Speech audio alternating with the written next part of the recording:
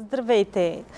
Във връзка с честването на седмицата за гората, поканихме Живко Богданов, който е лесовъд, да ни разкаже за горските нормативни документи, промените в тях и незаконните сечи в горите. Здравей, Живко! Бихме искали да те попитаме, Закона за горите, който беше приет през 2011 година, достатъчно добър ли е, за да бъдат добре стопанисвани горите в България и можем ли да разчитаме на него, че той ще регламентира бъдещето на тези гори за нашите бъдещи поколения? Закона за горите, който приеха 2011 година, е доста добър документ, който поставя на съвсем нови начала всички взаимоотношения в горите, не само между различните собственици, който беше недостатък на предходното законодателство, но също така и визията и въобще целите на национално ниво за това как горите ни да бъдат управлявани в дългосрочен план, засяга разнообразието от функции на горите. Има моменти такива, където най-съвременното законодателство в европейски държави дори нямат. Въпросът е, че той е само рамката и само по закона не може да се работи, не може да се реализират всички тия цели и задачи, които той поставя. Това трябва да стане също така и с разработването на подходящи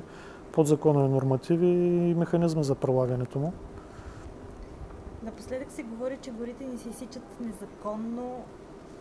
но ние от Прозрачни планини знаем, че проблемът е не само в незаконните сечи, а в сечите, които са регламентирани с документи. Би ли обяснил защо след като законът е добър, се получава така? Да, законът в общи линии е добър, но това е, което споменах вече, че само той, нали, самия закон като закон, той не е панацея, не може да нас спаси от такива не само незаконни дейности, но и дейности, които хора искат да свършат за лични облаги. Съответно, наистина трябва да има нормативи, които за неговото прилагане, така че да се ограничат възможности за незаконни дейности и просто да се променят, да се прекъснат до сегашните практики. Но самото наличие на незаконни дейности, то се предполага до голяма степен високите нива на незаконните дейности. По-скоро се предполагаха от предходното законодателство и от все още прилагането на такива механизми, които не съответстват на сегашния закон, са наследство от предходното законодателство. Да кажем, едно от тези неща е въобще технологията и начините на планиране в горите, как се осъществява това. Може би знаете, че в всички дейности, които се извършват в горите, т.е. сечите, те са дадени в едни така наречени горско-стопански планове или бившите лесоустройствени проекти, които обхващат 10 годишен период и дават всичко, което горските стопани трябва да вършат на тяхната територия. Въпросът, това е добре от една страна, но от друга страна, ако тези мероприятия и тези данни, които са посочени в лесоустройствените проекти и сегашните горско-стопански планове, ако те не са вярни, ако там нямаме добра оценка и добри данни за наличните горски ресурси, то тогава се получават големи деформации в прилагането. Като само един пример, заради това, че да кажем от инвентаризацията на горите, в тези горско-стопански планове действителните обеми дървесина и запасите на дървесина, които ги има в гората, в кубични метри не са реалистични, в голямата си част те са занижени, което означава, че ако чисто формално погледнем по документи, когато даден горски стопанин види в горско-стопанския план, да кажем 100 кубични метра, на практика в гората обаче има 200 кубични метра. Съответно, сечта се извършва за определено количество, да кажем разрешено му е по документи да извърши 20 кубика, но тъй като там имаме ресурс двойно по-голям, се извършват 40 кубика. Въпросът е, че се отчитат 20 кубика и другите 20 изчезват по неведоми пътища. Те дори не могат да се наречат незаконни, защото те ги няма никъде по документи. Те са в момента имагинерни, те не съществуват за горската система, а в действителност ги има. Това е едно от нещата, които трябва да бъде оправено с нови правила, нова наредба за инвентаризацията и планирането в горите, нали, с нов норматив, тъй като в закона само са посочени насоките и основните моменти за планиране в горите, но детайлите трябва да бъдат разработени в такава наредба. Останалото, което са чисто незаконни дейности, също зависи до голяма степен от това, че в момента, да кажем, няма касови апарати за дървесината. Може би единствения бранш, където когато продаваш някаква дървесина, когато продаваш някаква стока, я продаваш с един превозен билет. Верно, в него са описани всички дървесни сортименти, дали било то трупи, от какъв дървесен вид, какъв размер, един по един, дали било дърва за огрев в пространствени кубични метри, дали било технологична дървесина, която отива за индустриална преработка също в кубични метри и дървесни видове, но те са на хартия или се издават от такива електронни устройства, които не са вързани в единна система. И докато това е така, с един такъв превозен билет могат да бъдат транспортирани по няколко камиона, което често става, нали, и заради това има незаконни дейности и незаконно се продава дървесина. А също така и това най-вече става, когато го даваш на купувач, който не ти иска документи, да кажем за местното население. Никой не го интересува да има документ за тази дървесина, с която ще се топли къщата следващата зима. Най-лесно там се пласират, още повече, че те са най-близо до насъжденията, където се ползват, най-малко разстояние се минава и най-лесно могат да се пласират такива стоки. Съответно и в най-близките преработвателни предприятия, където много бързо могат да преработят дървесината и трудно би могло някой всеки ден да ги наблюдава и да ги засече какво правят и дали обработват законна или незаконна дървесина. И оттам идва извода, че колкото по-далеч, нали, в системата трябва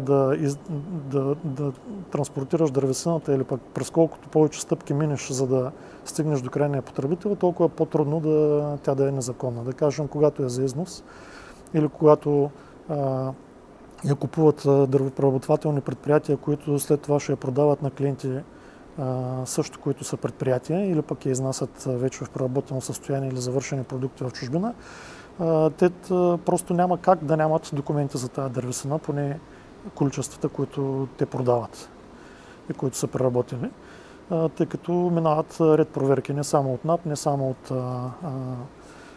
вътрешно, нали, от различни институции, включително горски, включително икономически, но също така и, да кажем, през митници, през транспортни фирми и така нататък, които се отчитат точните количества, които транспортират или изнасят. Напоследък се говори, че горите ни се изсичат незаконно, но ние от Прозрачни планини знаем, че проблемът е не само в незаконните сечи, а и сечите, които са регламентирани с документи. Би ли обяснил защо след като законът е добър, се получава така? Ако се върнем сега на този нормативен документ, който липсва или който в момента за планирането в горите става дума и инвентаризацията, новото, което изисква закона и което трябва да бъде разработено в този норматив, е, че планирането в горите вече става на 3 етапа, на 3 степени. Едното е на така наречената национална инвентаризация, която трябва да даде към една дата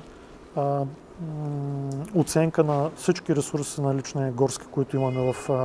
страната, така че те правилно да могат, когато се анализират, когато се пишат национална стратегия за горския сектор или за горското стопанство, когато се правят плановете за ползване, националните планове за горското стопанство, те да могат да бъдат базирани на верни данни и да се знае точно какъв е ресурса,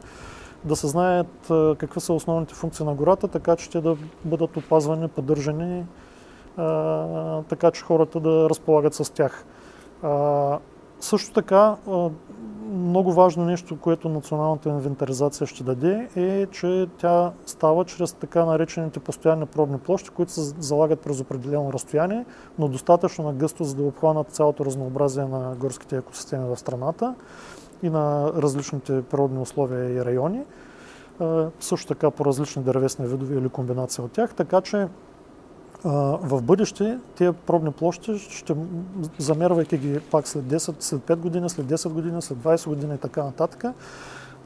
от там нататък вече самото планиране в горите да става на много по-верни, по-точни към даденото място данни, така че да няма такива аномалии, както в досегашното горско-стопански планове, за които споменах вече, с разликата в запасите и обемите. Второто ниво на планиране е така наречените областни планове за развитие на горските територии, които практически са нещо ново. До сега ги е нямало в нашата практика. Има ги в практиките на някои европейски държави. Съответно, тяхната задача и тяхната цел е да дадат функционалното зониране на горите, заедно с всички ползватели в дадената област и съответно да набележат някакви режими за поддържане на тези функции на горите, които са разпределени по различните зони. Както и да дадат единна карта, горско-стопанска карта на всички територии по тяхните функции, които после да бъдат вече ползвани при третото ниво, досегашните горско-стопански планове и програми и бившите лесоустройствени проекти. Те трябва да стъпят на тези данни, на тая единна карта, на това функционално деление и трябва да се съобразят с режимите, които са заложени в областните планове за развитие, така че после да окажат, съобразявайки с тях, да окажат кои са точните мероприятия, дали отгледни, дали възобновителни сечи, така наречените като терминология, и до каква степен, нали, като в кубични метри да им дадат максималното ползване, което може да направи горския стопанин от собствената си гора.